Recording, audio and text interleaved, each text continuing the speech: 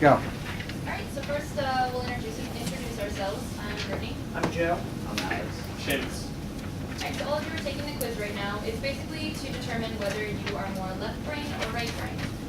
So depending on your score, I don't know if anyone's tallied it up yet, but raise your hand if at least you think you're more right brain. Anyone? No one? Left brain? Neutral? Somewhere in between?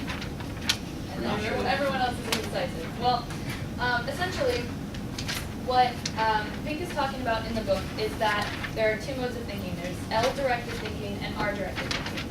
L-directed thinking is your left brain, and R-directed thinking is your right. So with your left, it's going to be more logical, more analytical, and the right side is going to be your creative side, your more synthesis side. And he has a quote in the book that he talks about, you're using both sides of your brain.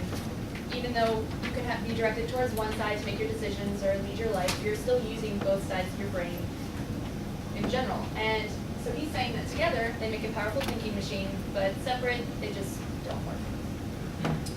All right, so throughout history, the left and right hemisphere have been looked upon as extremely different. They've been compared and contrasted ever since the ancient Greeks. So essentially, the left brain has been superior in every single way. It's done all the work, taken all the workload, it's had to supply and demand and take all what humans do throughout life. Whereas the right side of the brain, or the right hemisphere, has just been used to sit and do nothing. It's been looked at as useless, lame, and a bunch of other negative connotations. And it wasn't until recently when Roger Perry proved that that wasn't the case that we realized that, hey, these two sides actually work together and do serve a purpose. Roger Sperry was a psychologist, and in the 1950s he was studying patients that have suffered epileptic seizures and have had to have part of their corpus callosum removed. The corpus callosum is the section in between the two hemispheres of your brain that allow them to communicate with one another. So obviously when a section of it's removed, it makes it much more difficult or impossible for the two hemispheres of the brain to communicate with one another. So he was studying patients that have a split brain, and he was able to determine that the right side of the brain wasn't mentally retarded and illiterate, but it actually served a very useful but very different purpose than the left side of the brain. So we obviously know that the left and right side of the brain are very important, and together they make a very powerful thinking machine. With modern day findings and fMRI scans, we can see that when we show different pictures, specific parts of your brain light up. So obviously, right here you can tell that the middle and the right pictures are more similar to each other, and because of that, due to the right side of your brain. Okay, so fMRIs have shown that, sorry, I lost my train of thought. Everyone raise your right hand. The left side of your brain allowed you to do that. If I asked you to kick your left foot, it's the right side of the brain that allows you to control that. So we see through fMRI scans that one side of your brain controls the opposite side of your body. We also see in stroke victims, if you have a stroke on one side of your brain, it becomes very difficult to control the opposite side of your body.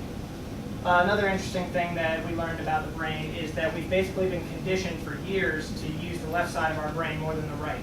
Back from the times of the ancient Greeks, and since languages have been invented, that you read in most languages from left to right, which tends to exercise the left side of your brain more, which is why people associated it with, for so long, with being the superior side of the brain. So the left is more sequential and the right is more simultaneous. So the left side, when you read something, the left side sees the letter and puts these letters together to create a word. And the right side, they see these words and form sentences. And I'm sure you guys have all heard of pictures with 1,000 words. So the left side of your brain is that 1,000 words, whereas the right side of your brain is a picture.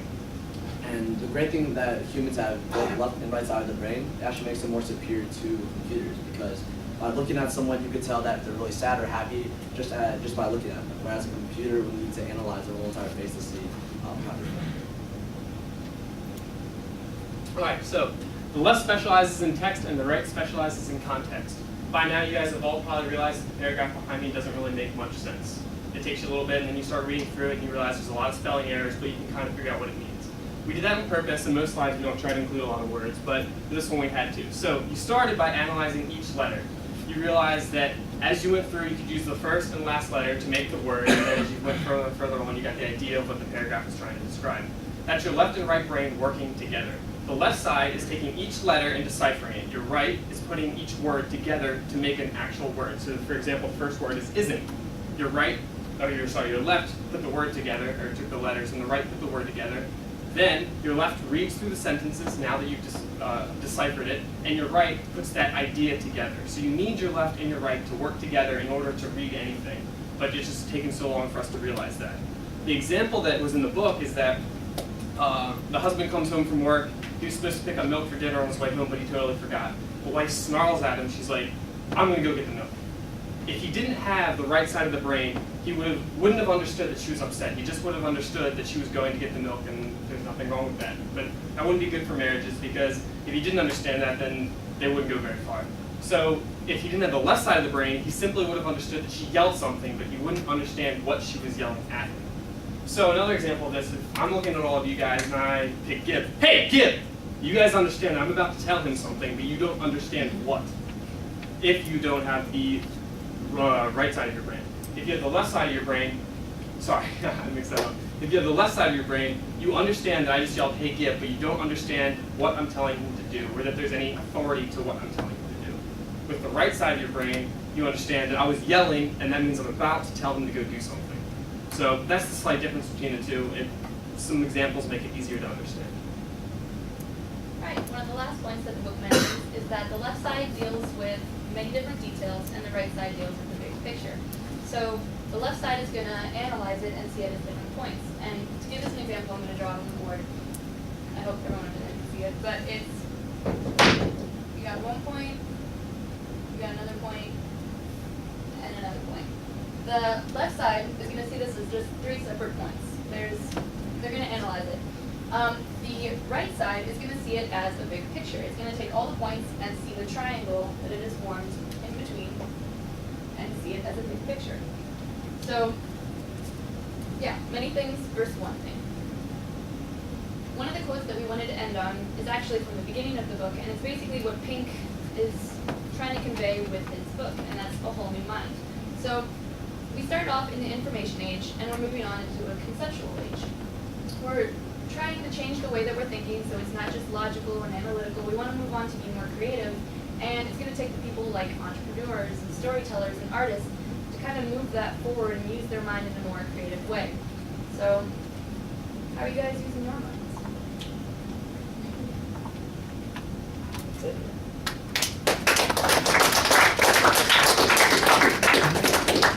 About 7.5 minutes. Okay, teams, get together with your critical questions.